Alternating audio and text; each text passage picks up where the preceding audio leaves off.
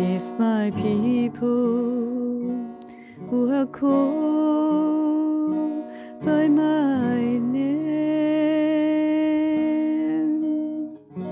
will humble themselves and pray and seek my face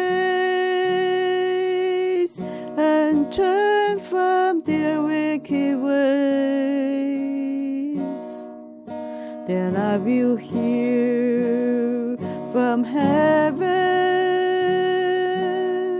and I will forgive their sin, and I will heal their land, and I will forgive their sin, and I will